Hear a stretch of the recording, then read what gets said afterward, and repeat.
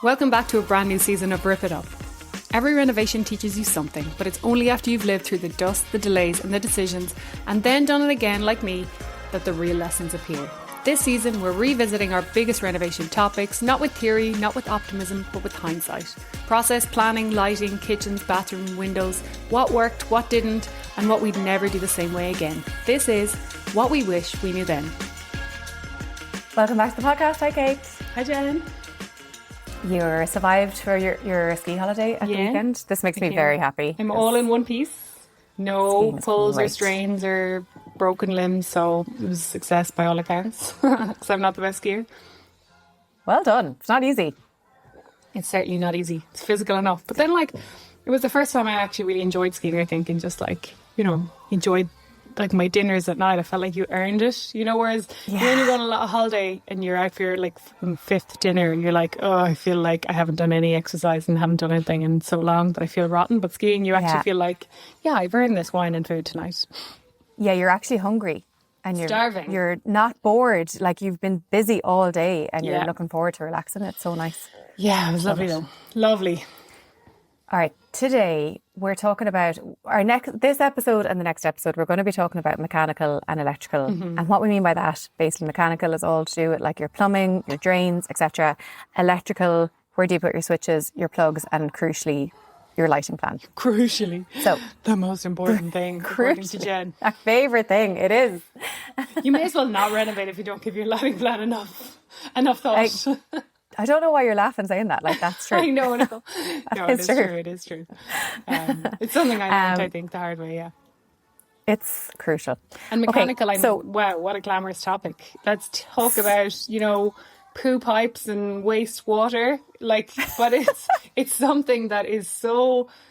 It's almost impossible to change after the fact, right? Because you're talking about big pipes and they're in your walls and you're under your floor and there could be concrete on top of them, there could be underfloor, and it's impossible to do afterwards. So without thinking about the layout of your rooms, you need to think about the layout of your mechanical elements of your build first, because it can change it. Yeah. So this episode all about mechanical, and Kate, we're going to be talking about toilets a lot. Okay, so listener, if you're eating or about to eat, maybe just save this one for a little bit later. We're gonna, we're not going to be holding back. But what you mentioned there is so important, because it's something you don't know how to do. If you're approaching your first renovation, there's no way that you could know how to do this and what to think about. And the ways that it affects you, first of all, if anything goes wrong down the line, it is huge. Your floors are being ripped up, your walls are being ripped out. It's a disaster. You do not want a burst pipe in your house, especially not a waste pipe. And the second thing that's really, really, really common, and most people don't think about it, and it's often one that just gets in the way of design when you're coming towards the end, lovely phases of putting the final touches on, is boxes in the corner of your room for pipes to go in that you just might not have planned for. So it is really important. Okay, so first of all, the first thing you think about, mechanical, and we're doing this early in this series because it's something that comes really early. You need to have it laid out and planned really early. And I think it's something that people don't even think about if they haven't done a renovation before, or underestimate maybe, because you're kind of thinking we can pick, our finish and our flooring. But before any of that comes, mechanical comes, and that's the layout and the function of your rooms. And like you said, box outs that you may or may not want to hide. Yeah. So what you need to think about is, where is your water coming in? Where is your waste pipes going out? This could be from your sink, from your shower, from whatever else, your washer, dryer, whatever else. Where are those pipes going? And then how does that all fit in to the grander drainage system in your home? And that's important to know, too, right? Your heating, sorry, of course. Because if you've a combi boiler, it might be a bit simpler. But if you have a standard cylinder, and I think you have a standard, do you have a combi boiler? I do. I have a standard cylinder because too. I love a bath. And the combi boiler some combi boilers are not quite up to scratch of filling a whole bath. Yeah. So I had the space for it. My plumber worked out a way to get it in under the eaves, and I just felt it was better in the long term. Yeah, and if you're not familiar, a combi boiler will heat the water instantly, so you don't need tanks, whereas a standard kind of cylinder boiler will have a hot water cylinder, usually beside your boiler or close by your boiler, and then you'll have a water tank in your attic as well. So So the combi bit and combi boiler is heater and water tank. So the two things happen at once. It's almost like a heating version of those Quaker boiling water taps, isn't it? Where the water comes in, it gets heated instantly, and then it goes out, and you don't need to store it in a tank in the middle. But I've heard a lot more people using combi boilers now, but I was always under the impression that it didn't have the flow, first off, to service a couple of taps or a couple of showers at the same time. So if you were a household that was likely to have 2 showers going in the morning at the same time, I don't think it's for you. You'd probably lose pressure. Or like you said, the volume and how much you'd need for a bath. It mightn't be enough. Yeah. So that's like. But if that's you're a why I small went for house and cylinder you're one. tight on space and you're not, having more than one shower going at one time most of the time, then it's a great option. Yeah. So that's what we need to think about. So you need to be looking at your plan. You need to have an idea of where the main drainage points are in your home. This is important as well, because if you're planning something like an extension, or even if you're just knocking out a back wall a little bit, knowing where the main drainage points are on your property is important, because the difference between extending a wall and having to move a drainage system versus not is, tens of thousands of euros at a minimum. So just knowing where those are, working around them to the best possible effect is important. And then crucially, within your house, where's the toilet going? Where's the shower going? Where's the sink going? Where's the heating going? Where are those key appliances? And then where do the pipes have to run through your house to get outside? And what does that mean for, like, where do they then have to be boxed in? Because they're not necessarily going to be able to run through your walls. Yeah, exactly. Or if they do run through your walls, they might be very noisy, and you might not want that either. And then crucially, like, your toilet waste pipe is a huge pipe, right? This is the big one. So this is the big one. Yeah, it's the big one. It's the doozy, literally. It's they're big. They're big. Soil pipes are like 4 inches. Like, I know there's Saniflos and these Macerators and stuff you can put on, which probably aren't ideal for servicing and that kind of stuff. But like, a toilet waste pipe is big. It has to go out somewhere, and it ideally doesn't have to have all these big bends and stuff on it that you'll get blockages, So those kind of that waste layout is so important. You can't just randomly put a toilet in a new position in your house and not check, where it's going. I've seen people put like an ensuite in the middle of their house, and then they put a toilet and they're like, how do we get the waste out?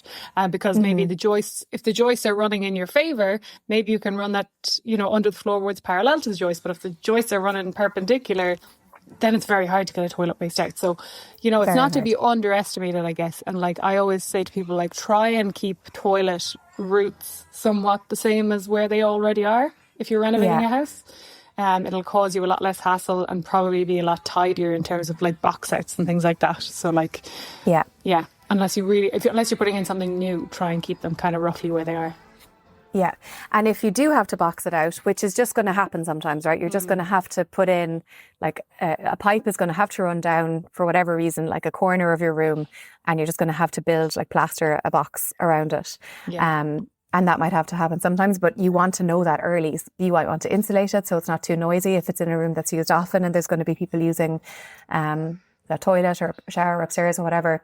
Yeah. And then you need to work it into the design, right? So what we did, I'll actually, if anyone's watching this on YouTube, what my builder did, excuse the mess now of my living room, but there's a box pipe there in the corner of the living room beside my couch, right? So it's just a box that's in the corner of my room. And what my builder decided to do was to put a dummy box on the other side of the room facing it so that it's symmetrical looking.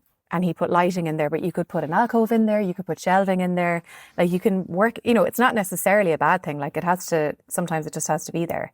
But it's just knowing that in advance and working that into the design of your room so that you can work around it work with it even is critical.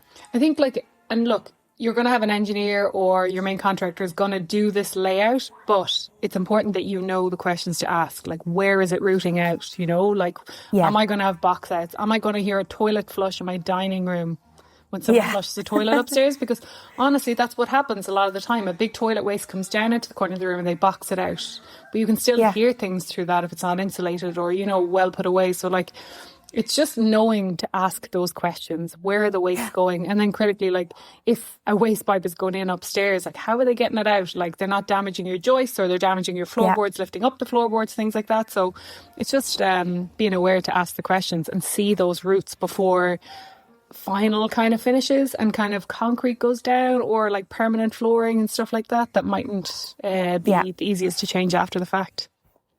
Now, you mentioned Saniflo and Macerators, and listeners, like, this is where things are getting. If you're eating really a sandwich, now, right? just put it down. So, like, I've actually had a Saniflo in a rental apartment or a rental house. This is where it's a mechanical device. It has to be powered. It's a mechanical device that takes what goes into your toilet and liquefies it. So imagine a Nutri-Bullet on the back of your toilet.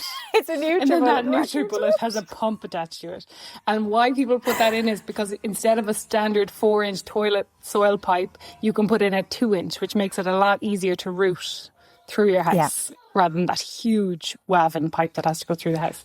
So sometimes people put those Macerators or those poo Nutri-Bullets and a pump in instead.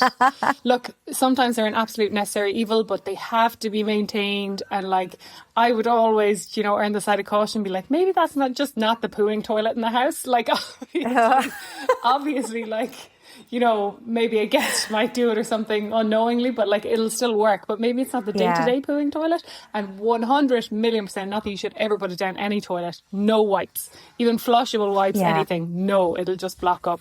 And I did have it block up before in my rental place, and we literally had a poo nanny upstairs. It was a disaster. Like, it is an area of your house where you do not want to add in any unnecessary maintenance.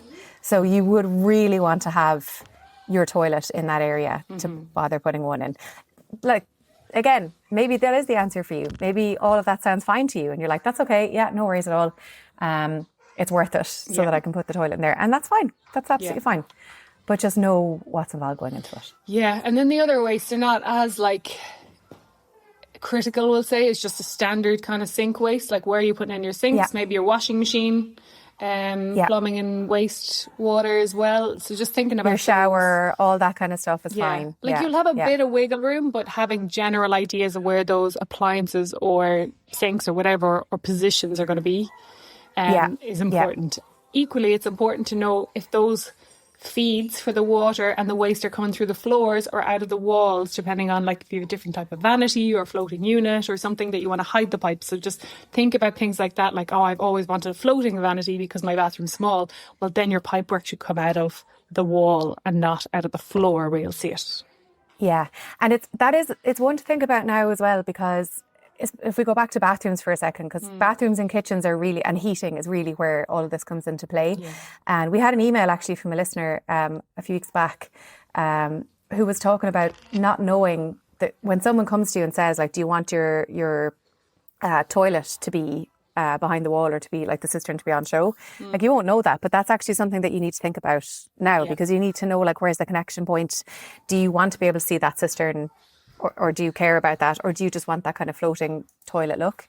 So all of that is to be thought about now. Where's that pipe coming out? How much space then does that mean that you have left? Like, if if that connection point is in a certain corner or against a certain wall and you need to think about putting something up against it, like, how much space does that leave for you? Exactly. Just on that, actually, because I do think that's an interesting one, is when you're choosing you don't need to, like, choose your toilet at this stage, but you do need to choose if it's going to be a hidden cistern in behind the wall or if it's going to be visible.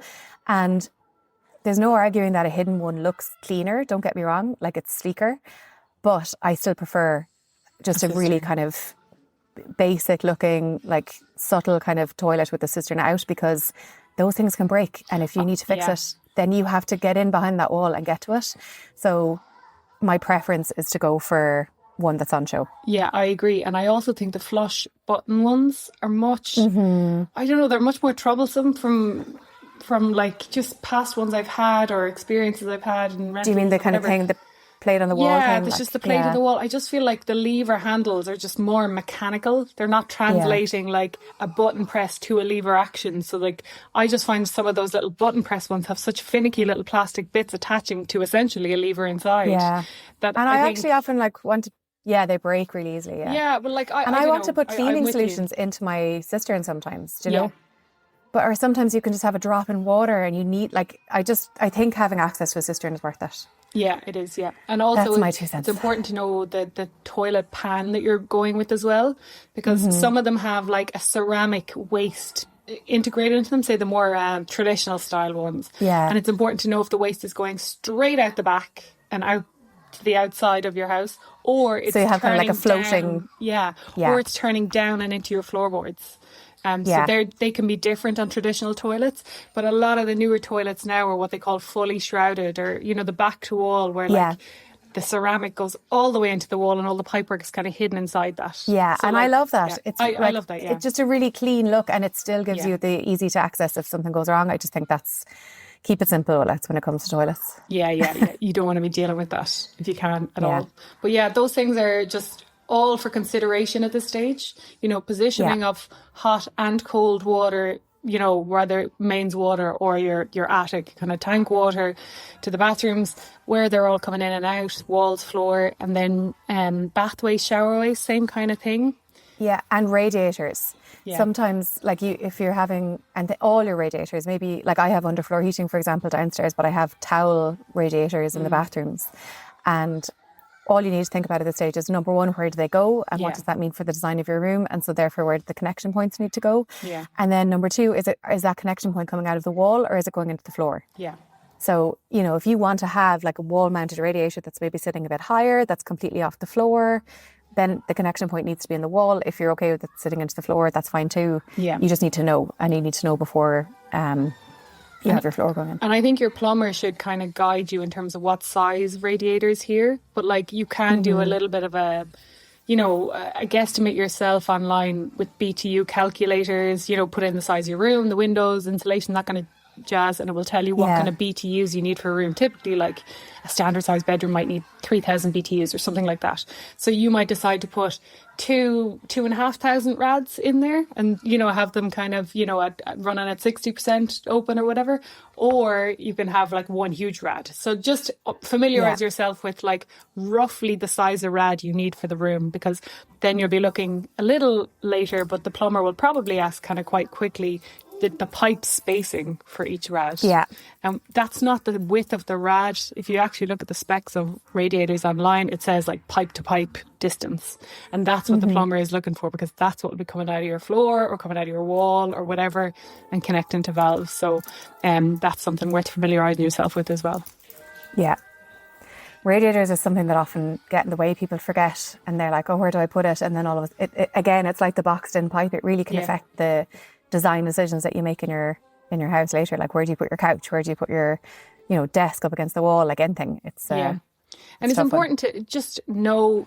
I would recommend taking as many pictures as you can of pipes and pipe roots before floors go down. Yeah. You'll never regret having those pictures on your phone. Just if something does go wrong or something's not working perfectly, that you can go back and reference them. We had an issue in this renovation that our front 2 bedrooms upstairs were not getting hot. The radiators were just not heating, and it was just the way they were on the circuit that it was kind of the path of least resistance was heating all the other rads, and it just wasn't offshooting to those front rooms. And we literally couldn't rectify it by balancing rads or anything like that. Like, we could tweak it tiny bits, but like not enough to get them anyway close to how hot the radiators in the back of the house were. But we ended up having to put those front ones on a different zone. So it's worth knowing what's the route of your radiators. If you have radiators upstairs, where's it coming from, the hot water, and what's the path it goes through to reach all the rads. And that'll give you a good idea then of one is not getting hot, or it's, you know, cooler than the rest. You just can't balance them. You'll know kind of why. Yeah. All this glamorous stuff, all the pipes in your room. It's just like, again, it's not rocket science. There's not that many connection points in a typical house. You only have so many bathrooms, you only have so many kitchens, and you only have so many heating points. So, but it's just stuff that you'd have to think about earlier than you would expect. It's things that have impact decisions down the line in ways that you might not anticipate, and you need to know about now. And it's things that can be easily changed at the early stage of renovation, and like can save you so much headache down the road. For sure. So it's worth knowing about. And for your heating, if you can, if the option's there to put in additional zones, I would say, why not? Like, Always us do it. having that zone at the front of the house now is great because we can kind of tweak the front of the house bedrooms a bit more than the back, which is all kind of more new construction and new windows, whereas the front ones are old windows, they're single glazed, you know, like Yeah. we couldn't upgrade those windows. So they are two different kind of temperatures naturally. Yeah. So like having that extra zone actually makes it much more efficient in terms of heating. So Yeah, if you've like bedrooms that are guest rooms or something like that, like you don't need them to be heating all day, every day, you know, Yeah. where you might have the other bedrooms heating or you know, Exactly, downstairs bedrooms that you don't use or whatever. Or like you've a really cold hallway, like it's probably not ideal to put your thermostat out there or your controls, Yeah. you know, because like it'll never get up to temp and the rest of the house might be boiling or whatever. So it's, Yeah. you know, have a think about that as well, where your heating controls and where your thermostats are positioned, that they're getting an accurate gauge of the overall temperature you want that area or that part of the house. Yeah, yeah, because there's little thermometers in them that say the temperature is blah blah blah, but it might be in that room, but it might not be in another room. So Exactly, yeah. Think about And that. something, this is kind of a mechanical thing, and it's something I didn't do this time, mainly because I hate the radiator valves that have all the numbers, the plasticky kind of ones. Do you know? Yeah. So they're, what are they called? TRVs, temperature regulated Yeah. valves. And I just bought plain brass ones. Like the plumber absolutely hated me for it because he was like, you can't really dial those in and they don't close, you know, automatically kind of. But yeah, that's just a watch out. It might be worth your while just getting TRVs, the actual ones with the dials that you can actually dial in and balance your radiators a little more visually and a bit more kind of, you know, easily between rooms. Yeah, that is a good one to think about. Yeah. The one that I was going to talk about there was the last thing to think about is while we're talking about mechanicals, we're not really talking about heating yet, but at this stage it is worth thinking about what kind of heating and water system you're going to have. So we talked about combi-boilers, we talked about having separate heaters and tanks. Some of it's going to be dictated by the type of heat that's in your house, like whether it's gas or whether you're going with like an air to water or something like that kind of a system. But just what is your heating and water supply system going to be like? So I mentioned that I went with a water tank. I also have a pump because mine is sitting upstairs, but it feeds an upstairs bath and shower. And I love a bath, so I just, it was worth it to get like the separate tank and the pump, so I knew I could fill it. Yeah. As we mentioned before, a combi boiler could be worth it for some people, but like the number one component in heating and waste and all of this mechanical stuff is gravity, right? So like everything flows by gravity. So you need to think about, where is your water tank going, and is it high enough in your house for it to efficiently flow water through the rest of your house? And if not, do you need a pump? Yeah. Pump, yeah. We should probably talk about pumps as well. You know, having pump on your heating system. Obviously, there'll probably be one anyway, but they'll also pump on your showers and stuff as well if you're not getting that. I have two pumps. I have a pump for my water tank, which is worth it. And then I have a sump pump outside my back garden because I dropped the floor of the ground floor. Oh, okay. So the drainage, it's still above The water table. The water table, which is fine, although the water table is like steadily rising now, so I'm very glad of it. But it's not as high above the water table as my engineer would like it to be. So there was a bit of back and forth about would I get a sump pump or not. So this is a pump that's buried in my back garden that just helps. It kicks on if it needs to, and it helps to pump out wastewater into the mains waste and drainage system.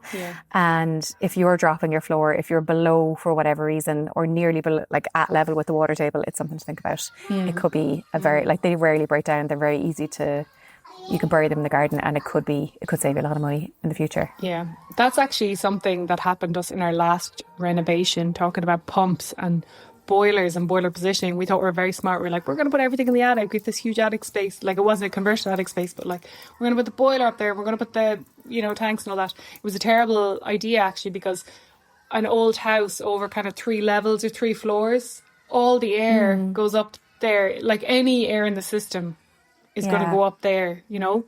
And we had a lot of rads and whatever. We had one small section of underfloor, but that boiler kept bloody cutting out because any of that air rising, the pressure would drop in the boiler. So we were constantly up there topping it up. And then, you know, the pump that was built into it burnt out eventually. So like, that was a big learning for us. So talk to your plumber about the positioning of your boiler or heat pump or whatever you're putting in, and make sure, you know, if any part of it's gravity fed, that, you know, that'll work. But also, you know, air is going to rise too. So like, make sure that you're not putting in a silly position that way. Yeah. And it's like, if you're flip-flopping, it's always a good idea to invest in this stage, because these are things that if they go wrong, they're so hard to fix. So just spend the extra to, you know, if you need an extra pump, if you need an extra whatever, just spend it. It's worth it. Like, it really is. I think that's more or less. Yeah, it's a very glamorous topic, but like, it's something that just you need to know. And like, knowing this stuff and knowing the questions to ask is the key thing. Like, you're going to have an engineer and you're going to have a plumber deciding a lot of this stuff, but just, you know, be wary, know where box outs are going to be, take pictures of pipework before flooring goes down, just so you have an idea. And a harsh lesson I learned recently, make sure there's no mains fed pipes just below the plasterwork in your living room. Oh God. Oh God. Look, that shouldn't happen. That shouldn't happen. Just to terrify anyone. Here we are. Yeah.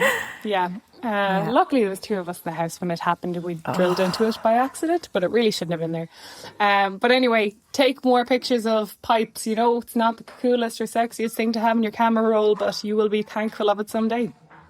Yeah, it's a good reminder to just visit the house as often as you can while everything is exposed, and record, like take pictures and record, and just keep an eye on what's going on. Yeah. And I think next time we'll cover the other part of your M&E plan, the electrical side and all the lighting, and Jenny's favourite topic. My favourite topic. Guys, it's so perfect. Yeah. What are you doing if you're not getting your lighting right? I know.